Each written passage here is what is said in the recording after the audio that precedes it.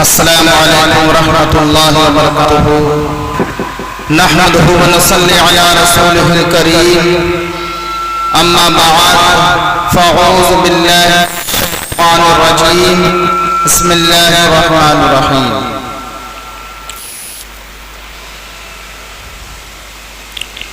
حضرات محترم، کچھ بیان کرنے سے قبل حضور کی بارگاہ میں جھوم جھوم کر درود پاک پڑھ لیتے ہیں۔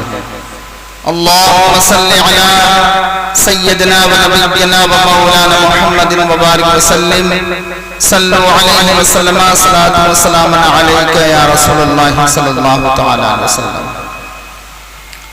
حضرات محترم، آج ہماری گفتگو انشاءاللہ تعالی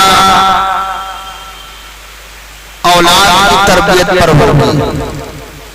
اللہ رب العزت جل مجدہ کی بارگاہ میں دعا ہے اللہ تعالی بیان میں بے پناہ برکت رحمت عطا فرمائے، حضور غوث اعظم کا سایہ عطا فرمائے، اور جو بیانات ہوں اس پر ہم سب کو عمل کی توفیق عطا فرمائے۔ تو حضرات گرامی، ہمارے معاشرے میں دن بدن جو خرافات اور خرابیاں پیدا ہو رہی ہیں اس کا ہمیں بہت افسوس ہے، اور قوم مسلم کو بھی اس کا افسوس ہونا چاہیے۔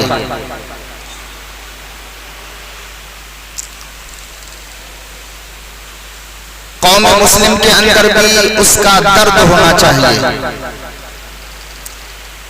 فقط ایک شخص یا چند لوگوں کے کرنے سے یہ کام نہیں ہوگا، بلکہ ہر ایک شخص کو اس میں حصہ لینا چاہیے۔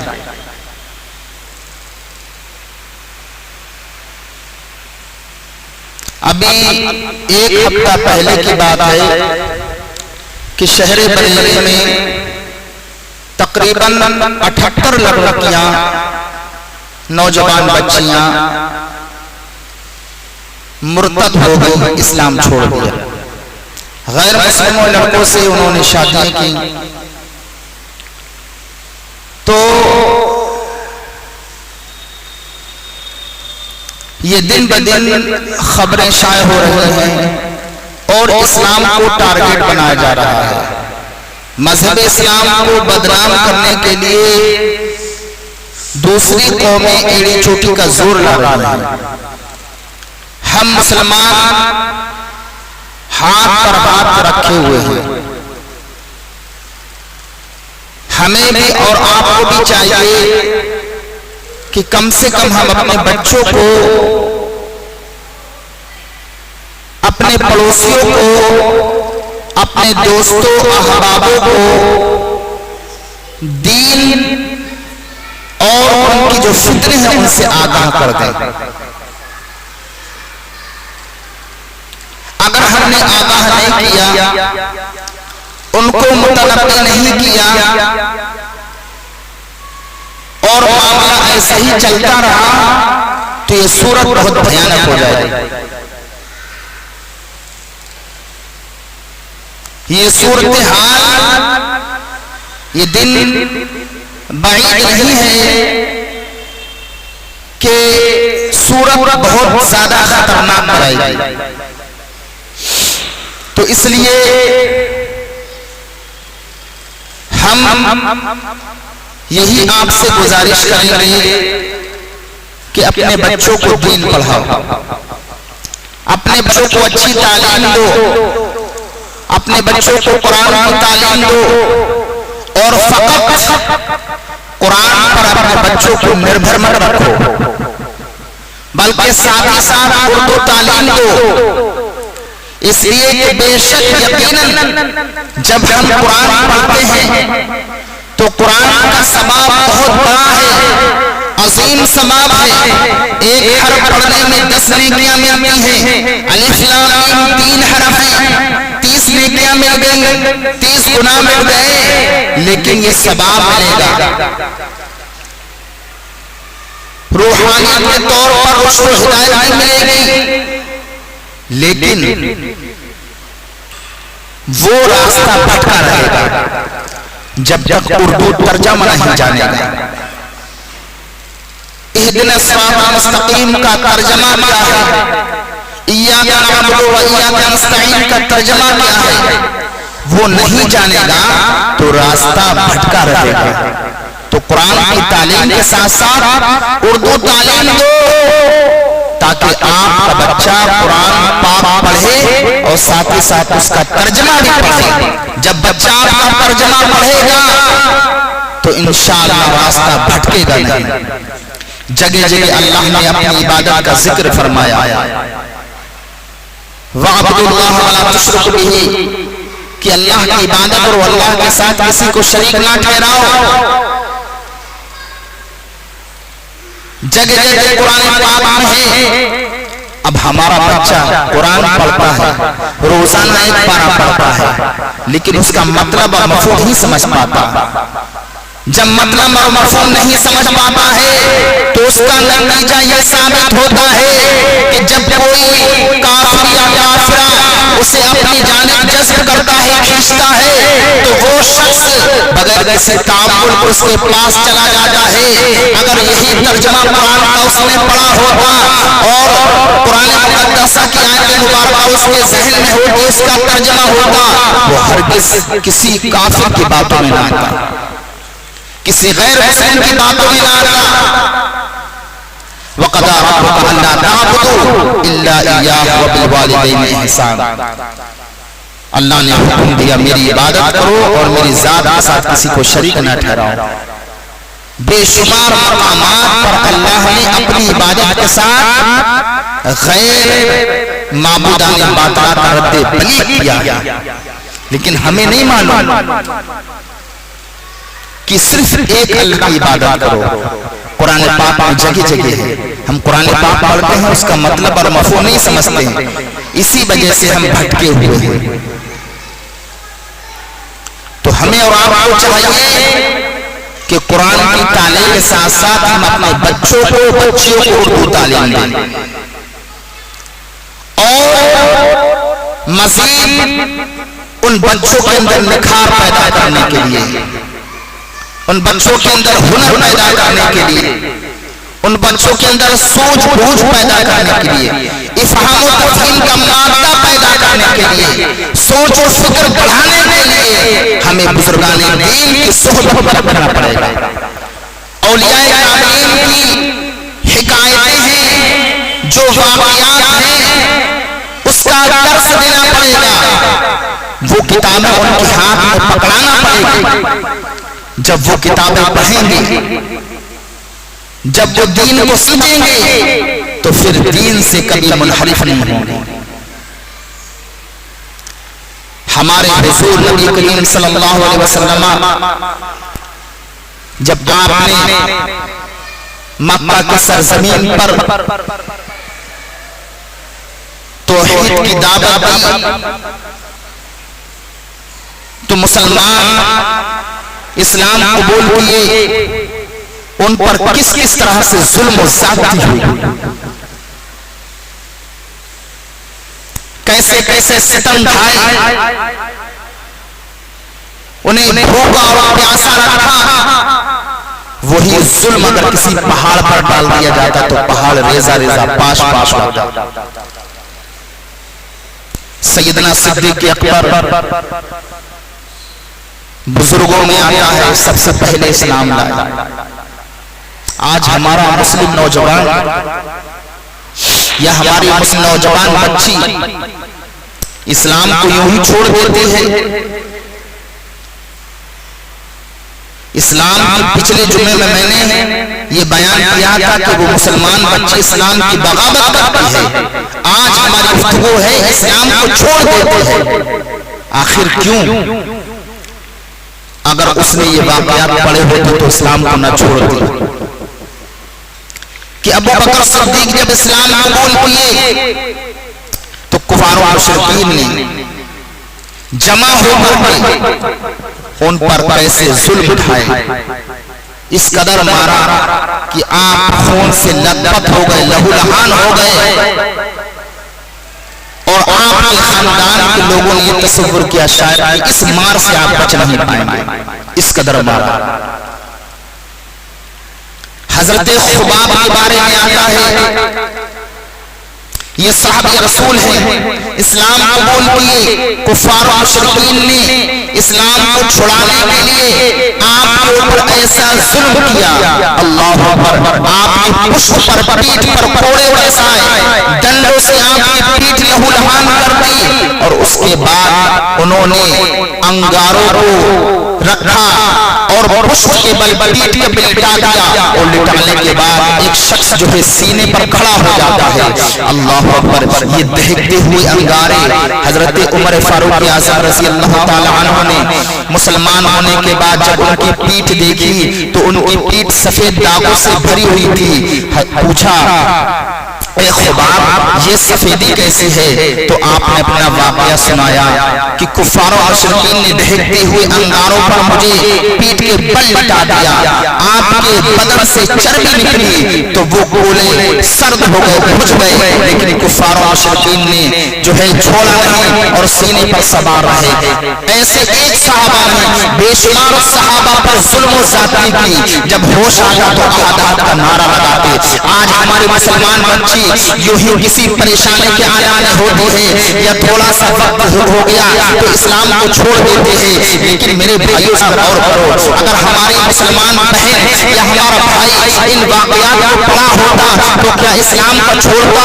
تو اسلام کی بغاوت کرتا؟ آج ہمارے مسلمان معاشرے میں جو کمی اور خامی ہے وہ کمی خامی اس وجہ سے ہم نے اپنے بچوں کو دین نہیں سکھایا۔ حضرت بلال کے اوپر کیسے ظلم و زیادتی ہوئی، اللہ اکبر، حضرت بلال کے بارے میں آتا ہے کہ ان کو گرم ریت پر جو ہے گھسیٹتے، جیسے ایک کتا نہیں مرا ہوا گھسیٹتے ہیں، ٹانگیں باندھ کر کے رسیوں میں گھسیٹتے اور ان کے اوپر ڈنڈے برساتے، کبھی بزری پتھر سینے پہ رکھ دیتے اور اس قدر برا مارتے کہ آپ بے ہوش ہو جاتے، لیکن جب ہوش میں آتے، اللہ اکبر، جب ہوش میں آتے تو شہادت کا نعرہ لگاتے، لیکن اسلام نہیں چھوڑا، ایسے کیسے ظلم کیے۔ حضرات محترم، اگر یہ واقعہ ہمارے بچے پڑھیں گے، ہماری بچی پڑھیں گے، آپ بتائیے کیا اسلام کو چھوڑیں گے؟ کہ انہوں نے اسلام کو نہیں چھوڑا، طائف کے بازار میں میرے مصطفیٰ کریم صلی اللہ علیہ وسلم اللہ کے سچے نبی ہیں، آخری نبی ہیں اور تمام نبیوں کے سردار ہیں، آپ کو اس قدر مارا گیا، اللہ پر پتھروں سے مارا، آپ کا بدن لہولہان ہو گیا، آپ کی جوتی جو ہے خون سے لٹپٹ ہو گئی، اگر آپ اللہ کو حکم دیتے، اللہ رب العزت کی بارگاہ میں آنے جائے کرتے، اے اللہ ان کے اوپر پہاڑوں کو سمیٹ دے، وہ ہلاک ہو جاتے، لیکن آپ نے نہیں، آپ نے دعوت دی اور اسلام کی دعوت دی۔ وہ ظلم اگر ہمارے بچے سنتے حضور پر جو ہوئے، اسلام کو چھوڑتے، اسلام کو نہیں چھوڑتے۔ کمی ہے ہمارے ماں باپ کے اندر کہ ہمارے ماں باپ اپنے بچوں کو دین کی تبلیغ نہیں دیتے، دین نہیں سکھاتے، بزرگان دین کا واقعات نہیں سکھاتے۔ حضرات محترم، حضرت عمار بن یاسر ہیں، اللہ اکبر، کفار و مشرکین نے حضرت ابو جہل نے آپ کی والدہ پر ایسا نیزہ مارا ناف کے نیچے کہ آر پار ہو گیا اور جو ہے اسی کی وجہ سے آپ کا انتقال ہوا۔ حضرت عمار کو بھی مارا، اور عمار بن یاسر یعنی کہ جو آپ کے والد بزرگوار تھے، اسلام لانے کی وجہ سے ان کو بھی خون سے لطپت کر دیا، لیکن آپ نے اسلام نہیں چھوڑا۔ حضرات محترم، ایک مثال نہیں، حضرت زنیرہ جو حضرت عمر فاروق کے ساتھ باندھی تھی، کس قدر مارتے تھے کفار و مشرکین، گلے میں کپڑا ڈال کر بل دیتے تھے حضرت زنیرہ کی آنکھیں باہر آ گئی اور کہا اے زنیرہ اسلام کو چھوڑ دے، لیکن حضرت زنیرہ نے کہا آنکھیں تو دے سکتی ہوں، خون کا ایک قطرہ قطرہ بہا سکتی ہوں، لیکن مذہب اسلام کو نہیں چھوڑوں گی، اور نہ ہی آپ نے چھوڑا، آپ کی بینائی چلی گئی، اللہ اکبر، لیکن اسلام مذہب اسلام کو آپ نے نہ چھوڑا۔ ایسے بے شمار جو مثالیں ہیں، بے شمار حکایتیں ہیں، ہمارے بزرگوں نے کتنی تکلیفیں سہی لیکن مذہب اسلام کو نہ چھوڑا۔ حضرات محترم، ہم کہنے کا ہمارا مقصد یہ ہے اپنے بچوں کو دین سکھاؤ، اپنے بچوں کو قرآن پاک کی تعلیم دو، اور صرف قرآن پاک پر اپنے بچوں کو نربھر نہ رکھو، بلکہ اردو تعلیم دو، اور ساتھ ہی ساتھ اردو تعلیم دینے کے بعد بچوں کو ہاتھ میں کنز ایمان پکڑا دو، بیٹا قرآن سادہ مت پڑھو بلکہ ترجمہ والا قرآن پڑھو، اور وہ بھی اعلیٰ حضرت کا کنز ایمان پڑھو، اس لیے کہ بعض متراجم جتنے بھی ہیں اس میں کچھ نہ کچھ خامی کری ہے، کہیں اللہ کی شان میں گستاخی کہی، کہیں رسول اللہ کی شان میں گستاخی کی ہے، اور اس میں انہوں نے ترجمے میں بگاڑ پیدا کر دیا۔ کنز ایمان ایسا بہترین مترجم قرآن پاک، اس میں بالکل صحیح ترجمہ ہے اور لوگوں کے سمجھ میں بھی آتا ہے، وہ ترجمہ دو اور بزرگان دین کی حکایت دو۔ حضور نے ارشاد فرمایا سب سے پہلے اپنے بچوں کو دلوں میں حضور کی محبت پیدا کرو، سب سے پہلے اپنے بچوں کے دلوں میں نبی کی محبت ڈال دو، اس کے بعد اہل بیت اطہار کی محبت ڈال دو، اس کے بعد اپنے بچوں کے دلوں میں قرآن کی محبت ڈال دو۔ جب یہ محبتیں ہوں گی تو وہ حضور کا باغی نہیں ہو سکتا، اسلام کا باغی نہیں ہوگا، اور اگر یہ عمل آپ نے نہ اپنایا تو آپ کا بچہ پھر وہ نیک نہیں بنے گا۔ ہم دیکھتے ہیں کہ ایک چھوٹا سا میرے خیال سے 1.5 سال یا 2 سال کا مان کے چلیے، جہاں ڈیگ بجی اور کودنا شروع کر دیتا، میں نے بے شمار بچوں کو دیکھا اس حرکت کرتے ہوئے، تو میں کبھی کبھی سوچنے پر نربھر رہتا ہوں یار آخر یہ چھوٹا سا بچہ، اس کے ماں باپ نے تو اسے سکھایا نہیں کہ ڈانس ایسے ہوتا ہے اور کودنا ایسے پڑتا ہے، ٹھمکے ایسے لگانا پڑتے ہیں، لیکن چھوٹا سا بچہ یار جس کی عمر 1.5 سال کی وہ کودنا شروع کر دیتا ہے، آخر کیوں؟ آپ نے کبھی غور کیا؟ اس کی وجہ یہ ہے کہ ہم نے شروع سے ہی شیطانی فطرت شروع کر دی کہ بچے کی ابتدا ہوئی نہیں، شادی کا فنکشن شروع ہوا، نکاح خانے ہوئی، ڈیجے بجانا شروع کر دیا۔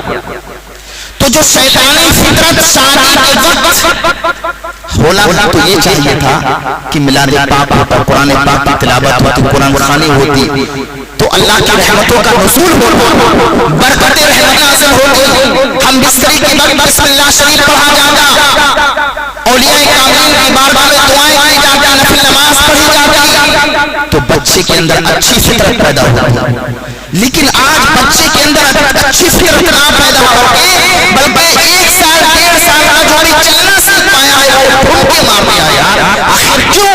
اس لیے کہ ہم نے ابتدا شادی کی جو کی ہے وہ اللہ رب العزت کے فرمان پر نہیں، رحمان پر نہیں، قرآن پاک کی تعلیم پر نہیں، حضور کے قرآن پر نہیں، بلکہ شیطانی فطرت پر اور اس کے طور و طریقے پر ہم نے شادی کی ابتدا کی ہے۔ تو بچے کے اندر وہی رنگ اور ڈھنگ اور وہی طریقہ آتا ہے۔ چھوٹا سا بچہ نہ ہم نے سکھایا، نہ ماں نے سکھایا، نہ باپ نے سکھایا، نہ دادا نے سکھایا، کسی نے نہیں سکھایا، لیکن ٹھمکا مارنا آخر بچے کیا؟ وہ چھوٹا سا بچہ 1 سال 1.5 سال کا جسے بولنے کا تمیز نہیں، سوچ سمجھ کا کوئی بات نہیں، لیکن ڈانس کر رہا ہے، اس کی وجہ یہ ہے کہ ٹھمکا مار رہا۔ کیوں؟ کہ ابتدا جو ہے وہ ڈیجوں سے ہوئی، گانوں سے ہوئی، خرافاتوں سے ہوئی، وہی خرافات اس بچے کے دل و دماغ پر بیٹھ گئے۔ اور ہمارے معاشرے میں ایک اور بہت بڑی خرابی ہے، وہ یہ ہے فون بازی۔ مسلمانوں یہ فون بازی بند کرو، اپنے بچوں کو موبائل اینڈرائیڈ دینا بند کر دو، اور خصوص نوجوان لڑکیوں کو اینڈرائیڈ موبائل دینا بند کر دو، اس لیے اس کی بہت بڑا نتیجہ آج بھی ظاہر ہو رہا ہے، اور آنے والے دور میں بھی اس کا بہت بڑا بھیانک انجام سامنے آئے گا۔ اسکول کالج میں جو ہاسٹلوں میں پڑھتی ہیں ان کا تو بڑا حال ہے، لیکن جو باقاعدہ طور پر گھر سے جاتی ہیں، اسکول کالج کا ٹائم ہے 2 بجے تک، لیکن شام کے 5 بجے آ رہے ہیں، آپ نے اس پر کوئی توجہ نہیں دی۔ 2 گھنٹے ہماری نوجوان بیٹی کہاں رہی اور کس کے پاس گئی، کس کے ساتھ گئی، کس کے ساتھ ٹہلی؟ ہاسٹل میں تو یہ ہوا ہے کہ پڑھنے گئی ہے دور دراز، لیکن اب ادھر سے چھٹی کے ٹائم آ رہی ہے تو کوئی پڑوس ہے یا کوئی جاننے والا ہے فون کر دیا ہماری بیٹی کو ساتھ میں لے لے آنا، یہ تک ہو رہا ہے۔ اب راستے میں کتنا سفر ہے، کتنا لمبا سفر ہے، کیا ہے، کتنی خرافاتیں ہوتی ہیں، وہ سب آپ کے سامنے ظاہر ہیں۔ ٹرینوں بسوں میں آپ دیکھتے ہیں، لیکن یہ موبائل کا جو سسٹم ہے یہ بہت خطرناک ثابت ہونے والا ہے. ہماری نوجوان بیٹی جو ہے موبائل، چلو ٹھیک ہے اگر بچی جو ہے انٹرنیٹ پر پڑھ رہی ہے یعنی آف لائن پڑھتی ہے، ایک ٹائم ٹیبل باندھ دیا جائے، لیکن ایسا کوئی نہیں. بچہ بھی موبائل جو ہے اس کو بھی پڑھ رہا ہے، ٹھیک ہے پڑھائی کرے، کوئی اس میں روک نہیں ہے، لیکن ہمیں یہ دیکھنا چاہیے کہ ہمارا بچہ کب سے کب تک پڑھ رہا ہے. اس کا ٹائم فکس کر دیا جائے کہ 11 بجے تک تمہیں پڑھائی کرنا ہے، اس کے بعد تمہارا موبائل ضبط کر دیا جائے گا. ہم نے مدارس میں پڑھائی کی ہے، امتحان کے وقت سادہ موبائل میں ضبط ہو جاتا تھا. اگر کسی کے پاس موبائل سادہ کی پیڈ موبائل اگر پتہ لگتا استادوں کو تو باقاعدہ طور پر چیکنگ ہوتی پورے مدرسے میں اور سارے موبائل ضبط ہو جاتے. جب سالانہ چھٹی ہوتی تو موبائل کو واپس کر دیے جاتے. اینڈرائیڈ موبائل کا تو تصور نہیں مدرسوں میں تھا، لیکن کی پیڈ موبائل کے بارے میں ہم آپ کو بتاتے ہیں کہ وہ بھی ضبط کر لیا جاتا تھا.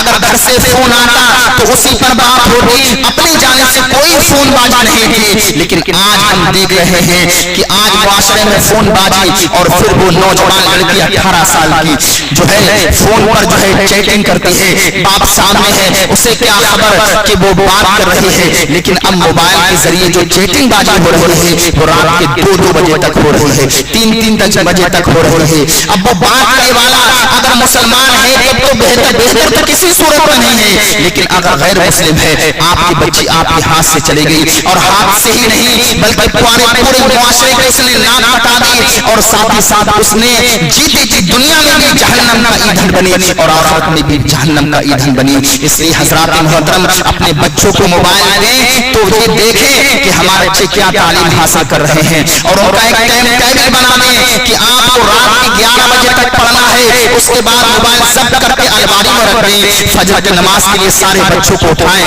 اسلامی ماحول بنائیں. جب ہمارے گھروں میں نماز کی پابندی ہوگی، قرآن پاک کی تلاوت ہوگی، اور ساتھ ہی بچے قرآن پاک کا ترجمہ بھی پڑھیں گے تو انشاءاللہ کبھی نہیں بھٹکیں گے، کبھی جو ہے راستہ اختیار نہیں کریں گے. اور ساتھ ہی ساتھ حضور کی سیرت کی کتاب پڑھا دو، سیرت مصطفیٰ، اور لڑکیوں کو بھی سیرت مصطفیٰ دو، اور لڑکوں کو بھی سیرت مصطفیٰ دو، اور ساتھ ہی ساتھ لڑکیوں کی حضور حضرت فاطمہ زہرا کی سیرت کی کتاب دو. انشاءاللہ جب یہ کتابیں پڑھیں گی تو آپ کی بچیاں آپ کی باغی نہیں ہوں گی، نہ اسلام کی باغی ہوں گی. حضرات محترم درود پاک پڑھیے، اللہم صلی علی سیدنا و نبینا و مولانا محمد مبارک وسلم صلی اللہ علیہ وسلم. صلاۃ و سلام علیک یا رسول اللہ صلی اللہ تعالی علیہ وسلم. حضرات محترم 3 نوجوان، دیکھو اسلام کتنا پاک اور پوتر مذہب ہے، اور اسلام ہمیشہ بلند رہا، اللہ رب العزت کا سب سے پسندیدہ مذہب ہے، جس میں روحانی طور پر برکتیں نازل ہوتی ہیں، فرشتوں کی مددیں شامل ہوتی ہیں. یہ ایسا مذہب ہے جب اپنے بچوں کو بتائیں گے نہیں تو وہ جانیں گے کیا. ملک شام کی سرزمین پر 3 مجاہد نوجوان لڑکے، تینوں سگے بھائی، پہاڑی علاقے میں رہنے والے، بڑی دین سے محبت، اور ہمیشہ ان کا بچپن تلواروں کے سائے میں گزرا، اور ساتھ ہی ساتھ شوق تھا مذہب اسلام یعنی شہید ہونے کا،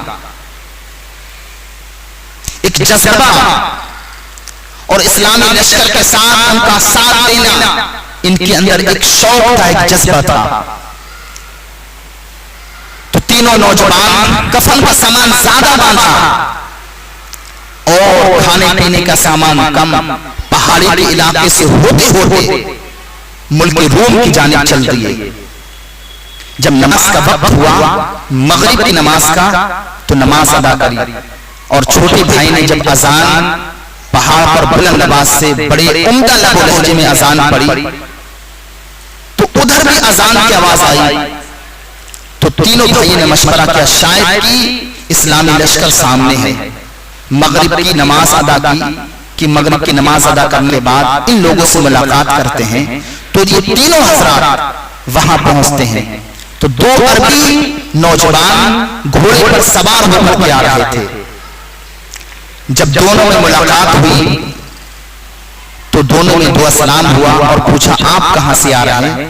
تو ان تینوں مجاہدوں نے کہا کہ میں ملک شام سے آ رہا ہوں، ملک شام پہاڑی علاقے سے، وہیں ہمارا رہنا سہنا تھا. تو کہا کہ ہم جنگ میں شریک ہونا چاہتے ہیں، ہم بھی شہادت کا عظیم مرتبے پر فائز ہونا چاہتے ہیں، آپ ہمیں بھی جنگ میں شریک کر لیجئے. جب ان کا یہ جذبہ، یہ شوق دیکھا تو ان عربیوں نے ان کو بھی شامل کر لیا اور جا کر اپنے سے پہلا سرار سے ملاقات کرائی. تو ایک ایسی عظیم خوشی پیدا ہوئی کہ سب نے مبارکباد دی اور خوشی خوشی ان کو شامل کر لیا. اب یہ نورانی قافلہ، ملکوتی قافلہ ملک روم کی جانب چلا. کئی دن کا سفر تھا. سفر طے کرنے کے بعد میں سرحد سے، رومی سرحد سے پہلے جو جنگ کا سپہ سالار تھا، اس نے کہا کہ آپ جنگ کا جائزہ لینے کے لیے سرحد پر جائیے، روم کی سرحد پر. تو 50 لوگوں کو بھیجا. ان 50 لوگوں میں یہ 3 مجاہد بھی تھے، 3 سگے بھائی. جب یہ سرحد پر پہنچے تو اچانک رومی اور ان عربیوں میں جھگڑا ہو گیا اور جنگ شروع ہو گئی. تو یہ 50 لوگ جو تھے مسلمان، ان عیسائیوں پر بھاری پڑ گئے، ان کو جان بچانا مشکل پڑ گئی. لیکن اچانک رومیوں کا ایک دوسرا قافلہ پیچھے سے حملہ آور ہوا اور ان تینوں مجاہد کو گرفتار کر لیا. تو جنگ کی وجہ سے یہ تتری بتری ہو گئے، بکھر گئے. تو یہ تینوں مجاہدین، تینوں سگے بھائی گرفتار ہو گئے. اب روم کا بادشاہ عیسائی تھا. اب آپ کو بتانا یہ ہے کہ آج کی ہماری نوجوان بچی اسلام کو یوں ہی چھوڑ دیتی ہے، لیکن اگر یہ حکایت پڑھی ہوتی تو کبھی اسلام کو نہ چھوڑتی. بڑی غور سے سننا ہے آپ کو. تینوں مجاہدین، تینوں سگے بھائیوں کو گرفتار کر لیا اور جا کے بادشاہ کا محل میں رکھا. جلاد نے بادشاہ کے سامنے پیش کیا. بادشاہ نے جب تینوں مجاہدین کو دیکھا تو اس نے للکار کے کہا کہ اگر ہم تم پر غالب نہ آتے تو تم لوگ ہمیں ہلاک اور تباہ و برباد کر دیتے، ہمارے ملک کو چھین لیتے، ہماری حکومت کو تہش نہش میں ملا دیتے. اب تم گرفتار ہو گئے، اب تم اپنا انجام جانتے ہو کیا ہوگا؟ اب تمہارا دردناک انجام ہوگا. جو سب سے سخت سزا ہوگی وہ سزا تم کو دی جائے گی. اور اس طرح سے وہ شخص ڈرانے لگا اور اس کے بعد نے کہا تم کو سزا تو بہت بھیانک ہوگی، لیکن ایک شرط ہے، یہ سزائیں سب ختم ہو جائیں گی اور تمہارے اوپر کوئی ظلم و زیادتی نہیں ہوگی اگر تم مذہبی عیسائیت قبول کر لو. اگر تم مذہب اسلام کو چھوڑ کر کے ہمارے مذہب میں داخل ہوگے تو اپنی بیٹی کو بھی دیں گے، مکان تم کو دیں گے، رہائش کا انتظام بھی دیں گے.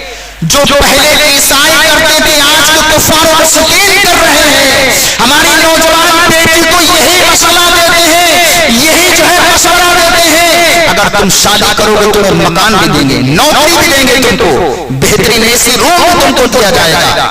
یہ پہلے بھی ہو چکا تھا. ہمارے مسلمان مجاہدوں نے اس کو جھوٹ کی کھوپڑ پر مار دیا تھا. یہ دور میں آج کا ہمارا مسلمان بچہ یا مسلمان بچی اس کو اپناتی نظر آ رہی ہے. تو ان نوجوانوں نے کہا کہ ہم اپنے خون کا ایک قطرہ بہا دیں گے لیکن مذہب اسلام کو نہ چھوڑیں گے. اور بادشاہوں کا مزاج ایسا ہوتا ہے، پہلے کے بادشاہوں کا وہ ہاں تسلیم کرتے تھے، نہ تسلیم نہیں کرتے تھے. ان کو کبھی کبھی گالی اچھی لگتی تھی، ان کو گالی اچھی لگتی اور اس پر انعام اکرام دے دیتے اور کبھی کبھی اچھائی پر سزائیں دے دیا کرتے. بادشاہوں کا یہ مزاج تھا. تو بادشاہ برہم ہوا، غصے میں آ گیا اور کہا اس نافرمانی کی سزا تم جانتے ہو؟ مجاہدین نے ہم جانتے ہیں لیکن ہم مذہب اسلام سے نہیں پھریں گے. اس نے حکم دیا ایک کڑھائی بہت بڑی ایک چولہے پر چڑھا دی جائے اور اس میں تیل ڈال دیا جائے. اللہ اکبر. حکم بادشاہ کا سنتے ہی ایک بہت بڑی کڑھائی چڑھائی گئی، اس کے اندر تیل ڈال دیا گیا، آگ جلا دی گئی. جب آگ پوری طور پر روشن و منور ہو گئی، خوب تیل ابلنے لگا، خوب گرم ہو گیا. اس کے بعد جو ہے سب سے بڑے نے سے کہا دیکھو یہ کھولتا ہوا تیل ہے، اگر تم مذہب اسلام کو چھوڑ کے مذہب عیسائیت قبول کرو گے تو تم کو تمہاری جان بخش دی جائے گی، ورنہ اسی کھولتے ہوئے تیل میں تم کو ڈال دیا جائے گا۔ تو پھر اسی وقت انہوں نے کہا کہ ہم اپنے خون کا ایک قطرہ بہا دیں گے لیکن مذہب اسلام کو نہیں چھوڑیں گے۔ اللہ اکبر۔ اس نے جلاد کو حکم دیا، جو ہے رسی اوپر باندھی گئی، چھت کے اوپر کسی کنڈے میں لٹکائی گئی، اور اس کے بعد میں مجاہدین کے سب سے بڑے کے گردن میں دو رسی کا پھندا ڈال دیا گیا اور رسی کھینچی گئی، اور کھینچنے کے بعد میں وہ کڑھائی کے سامنے لایا گیا مجاہد، یعنی وہ شخص لائے گئے، اور اس کے بعد میں کہا ابھی بھی وقت ہے، اسلام کو چھوڑ دے ورنہ اسی تیل میں ڈال دیا جائے گا۔ ادھر بھائی بھی افسردہ چہرہ ہے، چھوٹے بھائی کا بھی ہے، مجھے بھائی کا بھی ہے، اور جب یہ چہرہ افسردہ دیکھا تو اس لٹکے ہوئے نوجوان نے کہا بھائی آپ پریشان مت ہو، حوض کوثر اس کے پیچھے ہے، جنت اس کے پیچھے ہے، تھوڑی دیر کے لیے ایسا محسوس ہوگا کہ ہم کڑھائی میں گئے لیکن حوض کوثر پیچھے ہے، تم فکر مت کرو، ہم اسلام کی محبت میں مر رہے ہیں، انشاءاللہ ہمارے لیے جنت مشتاق ہوگی۔ اور انہوں نے کہا مذہب اسلام کو نہیں چھوڑیں گے۔ اس نے جلاد نے رسی ڈھیلی کر دی، ایک چیخ فضا میں بلند ہوئی، نعرہ تکبیر کا نعرہ رسالت بلند کیا اور کہا یا محمد، حضور کو یاد کیا، اور اس کو کڑھائی میں ان لوگوں نے عیسائیوں نے ڈال دیا لیکن مذہب اسلام کو نہ چھوڑا۔ اب کیا ہوتا ہے دوسرے بھائی کو بھی اسی طرح سے ڈالا اور کہا کہ تم بھی مذہب اسلام کو چھوڑ دو۔ انہوں نے کہا مذہب اسلام کو نہیں چھوڑیں گے، جب تم نے میرے ایک بھائی کو کھولتے ہوئے تیل میں ڈال دیا تو میں بھی ڈلنے کے لیے تیار ہوں، لیکن مذہب اسلام سے بغاوت نہیں کر سکتا، مذہب اسلام کو نہیں چھوڑوں گا۔ بہرحال دوسرے بھائی کو بھی تیل کے اندر ڈال دیا۔ اب تیسرا بھائی نوجوان جس کی 17 سال کی عمر ہے، بڑا حسین و جمیل ہے، اس کی بولی میں بڑی مٹھاس ہے، اس کی اداؤں میں بڑی بہترین لچک ہے اور ایسا بہترین انداز بولنے کا ہے، اس کے چہرے میں بڑا نور تھا۔ وزیر پیروں پر گر گیا چہرہ دیکھ کے، کہنے لگا باد سلامت اس نوجوان بچوں کو میرے حوالے کر دو، 40 دن کی مہلت دو، اس کو مذہب اسلامیت مذہب عیسائیت میں اس کو کنورٹ کر دوں گا، میں اس کو جو ہے اسلام سے منحرف کر دوں گا، یہ میری ذمہ داری ہے۔ اللہ اکبر۔ وہ نوجوان اس شخص کو جو ہے ویر اس نوجوان کو اپنے گھر لے گیا، اس کی ایک حسین دوشیزہ نوجوان بیٹی تھی، بڑی حسین و خوبصورت تھی، بڑی جو ہے اس کے حسن کے چرچے تھے۔ اللہ اکبر۔ جس گلی سے نکل جاتی جو ہے نوجوان لڑکے اس کو دیکھنے کے لیے پردے کی اوٹ سے، کبھی گیٹ کے جو ہے دروازے کی اوٹ سے دیکھتے تھے۔ جب اس نے جا کے اپنی بیٹی سے پورا ماجرا بیان کیا کہ اس کے 2 نوجوان بھائی تھے، کھولتے ہوئے تیل میں ڈال دیا گیا، اب یہ تیسرا بھی ڈال دیا جاتا، لیکن بیٹی اس کا چہرہ دیکھ کے، اس کا معصوم چہرہ، خوبصورت حسین و ابھی کم سن ہے، کم عمر ہے، اس کا اتنا اس کو شعور نہیں ہے، میں نے سوچا میں اس کو عیسائیت میں قبول، عیسائیت مذہب میں اس کو تبدیل کر دوں گا۔ بیٹی اب تیرا کام ہے کہ تو اس کو ایسے اپنی محبت کے جال میں پھنسا تاکہ یہ مذہب اسلامیت قبول کر لے اور مذہب اسلام کو چھوڑ دے۔ بیٹی نے کہا ابو جان آپ فکر مت کرو، اللہ نے مجھے حسن دیا، یعنی اس نے اپنے مطابق کہا کہ میرے گاڈ نے مجھے جو ہے حسن دیا ہے، اپنے حسن کے جال میں اس کا اسلام میں 2 منٹ میں پھیر سکتی ہوں۔ اللہ اکبر۔ ایک نوجوان، اس نوجوان کے لیے ایک روم الگ کر دیا گیا، نوجوان جو ہے سیدھا سجن اور ساتھ ہی ساتھ پرہیزگار، قرآن پاک کی تلاوت کرنے والا، پنجگانہ نماز پڑھنے والا، ساتھ ہی ساتھ تہجد ادا کرنے والا، اس روم اس کے روم کے اس کو الگ ایک روم بنا دیا گیا اور اس روم میں عبادت کرنے لگا۔ شام کے وقت لڑکی پہنچتی ہے، ایک تو ویسے حسن کی بلا تھی اور ساتھ ہی ساتھ سنگار کر کے گئی اور وہاں جا کے روم میں داخل ہو جاتا ہے۔ اب یہ نوجوان رات بھر عبادت کرتا رہا، ایک بار اس نے پلٹ کر اس نوجوان لڑکی کی جانب نہیں دیکھا۔ ارے ہمارے اسلام کی ہسٹری یہ ہے، اللہ اکبر، کہ اس نوجوان نے ایک بار اس لڑکی کی طرف نہیں دیکھا۔ ایک دن گزرا، 2 دن گزرا، 3 دن گزرا، یہ عبادت میں مصروف ہے۔ شام کے وقت جو ہے عشاء کی نماز کے لیے وضو کرتا اور جو ہے مصلی پہ کھڑا ہو جاتا، پوری رات عبادت کرتا، عبادت کرنے بعد قرآن پاک کی تلاوت کرتا۔ حسن کی بلا کھڑی ہے، حسن جمیل ہے، تمام لڑکے اس کو دیکھنے کے لیے مشتاق تھے، لیکن یہ نوجوان اس کی طرف ایک بار بھی التفات نہیں ہوتا، ایک بار بھی نہیں دیکھتا۔ آخر اسلام میں کون سی ایسی جذب کیفیت ہے، کون سا ایسا جلوہ ہے، جو کون سی ایسی عشق اور محبت ہے جس کی محبت میں ڈوبا ہوا ہے، سامنے حسین لڑکی کھڑی ہے، اس کی طرف ایک بار بھی دیکھنا نہیں چاہتا۔ اللہ پر 40 دن مسلسل گزر گئے، لیکن اس نوجوان لڑکی کی طرف ایک بار بھی نہیں دیکھا۔ نوجوان لڑکوں سنو یہ واقعہ، یہ ہمارے جیسے بھائی کا ایک عام انسان کا ہے۔ ذکر آتا ہے روایت میں کوئی اللہ کا ولی نہیں تھا، ایک عام انسان تھا، عبادت گزار تھا، نیک پرہیزگار تھا۔ 40 دن کے بعد وزیر نے اپنی بیٹے سے پوچھا، بیٹا کیا حال ہے؟ کیا وہ تمہاری محبت کی جال میں پھنسا؟ اس نے اسلام چھوڑا؟ کہا بابا اس نے ہماری طرف ایک بار بھی نہیں دیکھا۔ اب وزیر گھبرایا، اگر ہم نے اس کو مذہبی صلاحیت میں نہیں کیا تو بادشاہ میری گردن مار دے گا۔ تو بادشاہ کی بارگاہ میں دوڑ کے گیا اور کہا کہ بادشاہ سلامت، مجھے 40 دن اور دے دیے جائیں تاکہ اچھی طرح سے میری بیٹی اس کو مذہبی عیسائیت میں کر دے۔ تو کہا ٹھیک ہے تم کو دیے۔ 40 دن پھر شروع، 40واں دن یعنی پھر شروع ہے ایام۔ ایک دن گزرا، 2 دن گزرے، 3 دن گزرے، جب 3 پہر دن یعنی جب 3 حصے دن گزر گئے، اب صرف 7 یا 5-7 دن رہ گئے، کوئی اتفاق نہیں، کوئی توجہ نہیں۔ لڑکی نوجوان پریشان ہے، آخر میرے حسن کی چرچے ہیں، لوگ میرے دیکھنے کے لیے مشتاق رہتے ہیں، یہ نوجوان کس محبت میں مستغرق ہے، اس نے مجھے ایک بار بھی نہیں دیکھا۔ جب یہ صورتحال دیکھی کہ یہ بھی ایام ختم ہونے والے ہیں تو وہ نوجوان لڑکی اس کے قدموں میں گر گئی اور کہا کہ اے نوجوان تو کس کا اسیر ہے، کس کی محبت میں ڈوبا ہوا ہے، کس کا کلام پڑھتا ہے؟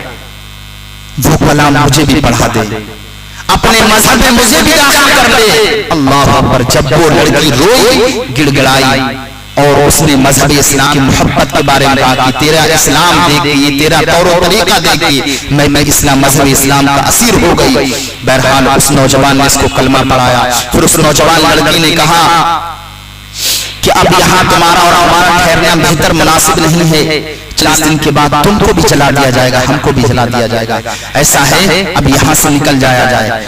اس نوجوان لڑکی نے 2 گھوڑے تیار کیے، تیار کرنے کے بعد میں رات کی کسی پہر میں، دوسرے تیسرے پہر میں موقع دیکھ کے دونوں نوجوان لڑکا لڑکی دونوں جو ہے گھوڑے پر سوار ہو کر کے آپ لوگ محل سے نکل جاتے ہیں۔ نکلنے کے بعد جب کافی دور تک چلے گئے تو گھوڑوں ٹاپوں کی آواز آئی، تو اب نوجوان لڑکی گھبرائی کہ شاید کہ ہمارا باپ یا بادشاہ کی لشکر سپاہ آ رہے ہیں، شاید کہ ہمیں ہلاک کر دیں گے۔ تو اس نوجوان لڑکے نے کہا کوئی بات نہیں، اگر یہ اچھے ارادے سے آئیں وہ ٹھیک ہے، اگر غلط ارادے سے آئیں گے تو اسی تلوار سے ان کا جواب دیا جائے گا۔ جب وہ قریب آئے تو کیا دیکھتے ہیں، ان کے نوجوان دونوں سگے بھائی اور اس کے ساتھ اور لوگ جن کو تیل میں ڈال دیا گیا تھا، وہی نوجوان دونوں سگے بھائی اللہ اکبر دیکھ کے کہا بھائی آپ عالم ارواح میں، روحیں تو عالم ارواح میں رہتی ہیں، آپ زمین پر لوگوں کے ساتھ کیسے؟ کہ اللہ رب العزت جل مجدہ جو اللہ کی راہ میں شہید ہوتے ہیں، اللہ انہیں یہ طاقت و قوت دیتا ہے کہ وہ جہاں چاہیں گشت کر لیں، عام لوگوں سے بڑھ کر ان کا مقام و مرتبہ ہوا کرتا ہے۔ اور ہمیں حضور نے حکم دیا کہ تمہاری نیک نامی کے چرچے آسمانی زمین آسمانی دنیا پر دھوم مچی ہے۔ حضور نے ہمیں حکم دیا کہ جاؤ اپنے بھائی کا نکاح پڑھا دو، جا کر کے روحوں کے جرم میں ان دونوں بھائیوں کا نکاح ہوتا ہے۔ اللہ اکبر۔ تو اسلام کی مدد ایسے ہوتی ہے۔ حضرت خالد بن ولید، آپ نے واقعہ سنا ہوگا اور بہت مشہور واقعہ ہے کہ جب آپ جنگ کے لیے گئے، عیسائیوں نے آپ نے جب قلعہ چاروں طرف سے گھیر لیا تو ان عیسائیوں نے کہا تھا کہ ہم قلعے کی چابیاں آپ کو دے دیں گے بغیر کسی جنگ کے، ایک شرط ہے، میری شرط پوری کر دو۔ تو کہا تمہاری شرط کیا ہے؟ کہا میری شرط یہ ہے کہ تم اس بازار سے گھوم کے نکل آنا اور ہمارے قلعے پر آ جانا۔ تو حضرت خالد بن ولید سوچنے پر مجبور ہو گئے کہ آخر اتنی جلدی عیسائی کیسے جو ہے مان گئے اور کیسے یہ راضی ہو گئے۔ تو آپ نے اس کا جب جائزہ لیا تو ان عیسائیوں نے پروپیگنڈا یہ رچا کہ جتنی بھی اپنی حسینائیں، اپنی بیٹی تھی، بہو تھی، سب کو برہنہ کھڑا کر دیا، سب کو برہنہ کھڑا کر دیا، اور سب سے کہہ دیا کہ تم خالد بن ولید کو اور ان کے لشکر و سپاہ کو دعوت دینا، گناہ کی دعوت دینا۔ اب یہ لوگ شراب اور کباب پی رہے ہیں، کہاں اگر ادھر سے آئے تو وہ علاقہ جنگلی ہے، دور دور تک کوئی ہے نہیں، حسینائیں لڑکیاں ہیں اور وہ بھی برہنہ کھڑی ہے، اور وہ گناہ کی دعوت دے کے کہیں گے آؤ خالد بن ولید، ہم آپ اپنا حسن آپ کے لیے قربان کرتے ہیں، سارے لشکر کے لیے ہمارا حسن جو ہے آپ کے لیے ہے، آپ کے لشکر کے لیے ہے، جو چاہو کرو۔ عیسائی ادھر جشن منا رہے ہیں کہ خالد بن ولید کا لشکر جب نوجوانیوں کے سامنے سے گزرے گا تو ان کی نظریں بہک جائیں گی اور وہ گناہوں میں مبتلا ہو جائیں گے، اور جب وہ گناہوں میں مبتلا ہوں گے تب ہم ان کے اوپر حملہ آور ہو جائیں گے اور ہم جنگ فتح کر لیں گے۔ لیکن ایسا نہیں ہوا، جو وہ سوچ رہے تھے ایسا نہیں ہوا، اس لیے کہ اسلام پہلے سے ہی بلند رہا اور اسلام نے ہر وہ چیز بتائی جو خلاف شرع تھی۔ حضرت خالد بن ولید کو جب اس کا علم ہوا، کہا، جب لشکر و سپاہ نے پوچھا کہ حضور اب کیا ہوگا تو کہا ایک عمل کر لو، حضور کی سنت پر عمل کر لو، انشاءاللہ کچھ نہیں ہوگا اور ہمارا لشکر آرام سے گزر جائے گا۔ ہمارے حضور نے ارشاد فرمایا جب بازاروں میں نکلو تو نظریں جھکا کے نکلو، اور نظریں جھکا کے نکلو گے اس لیے کہ جب نگاہ پڑتی ہے تو دل بہکتا ہے، جب دل بہکتا ہے تو نفس بہکتا ہے، جب نفس بہتا ہے تو انسان کے خیالات میں بری باتیں آتی ہیں، جب آپ کی نظر اٹھے گی نہیں تو نفس بہکے گا نہیں، دل بہکے گا نہیں۔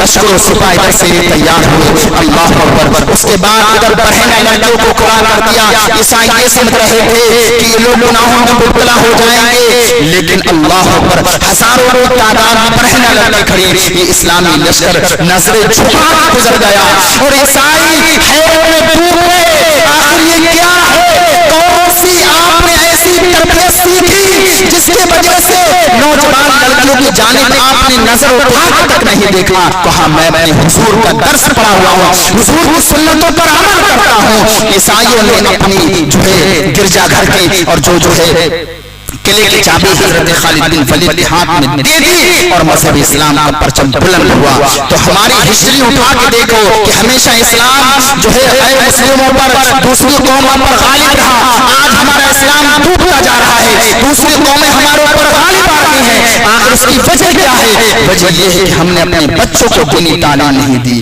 ہماری پیر کا محاصر یہی ہے اپنے بچوں کو قرآن دو اور ساتھ ہی ساتھ صرف قرآن پر نربھر مت رکھو بلکہ قرآن کے ساتھ ساتھ اس کا ترجمہ بھی انہیں سکھاؤ اور سیرت مصطفیٰ کتاب اولاد کے ہاتھ میں دے دو، اور حضرت سیدہ فاطمہ زہرا کی سیرت کی کتاب اپنی بچیوں کے ہاتھ میں دے دو، اور دے مت دو بلکہ ٹائم ٹیبل بنا دو کہ کھانے کے بعد بیٹے 2 صفحے میں پڑھنا ہے، جب تک پڑھو نہیں جب تک تمہیں جو ہے کھانا پانا دیا نہیں جائے گا۔